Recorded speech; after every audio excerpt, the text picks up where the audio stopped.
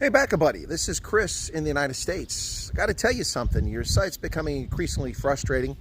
A lot of my viewers who go by the nickname The White Army are getting frustrated by your website, as am I.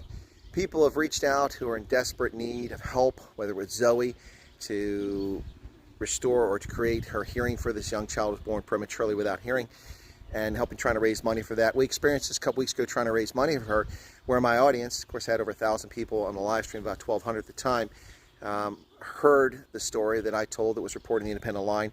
We went to your website and we tried to donate. We were able to do it, but it was frustrating because your website didn't return pages, it didn't return payment details, it was slow, it hung up. You really need to put some time and effort into your bandwidth and your capacity on your servers to handle donations, because when people help online and they have large audiences and people are generous, they want to go help, they get very frustrated when your server doesn't work. And we experienced it again today, the 21st of June 2025, BackaBuddy. Today was much more like BreakABuddy, very frustrating. 3 different campaigns people mentioned. I don't do this as a matter of habit or practice, but 3 different things came to our attention. A lady trying to raise money so she can get passports for herself and her spouse and her child. We went to that page and it just crashed and crashed, didn't return, took us to pages, said page not found. And I remember when this happened with one of the previous campaigns, I didn't even know if I'd actually donated or if I'd been taken for a ride.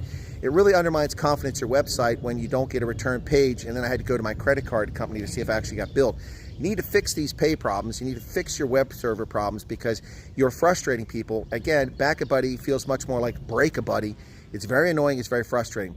So it happened today on 3 campaigns. My viewers, and was a smaller audience of about 700 who were trying to get into there, and not all of them getting in, just a handful of people. I mean, I'm not talking about thousands of people hitting your site simultaneously like Amazon or Google, millions.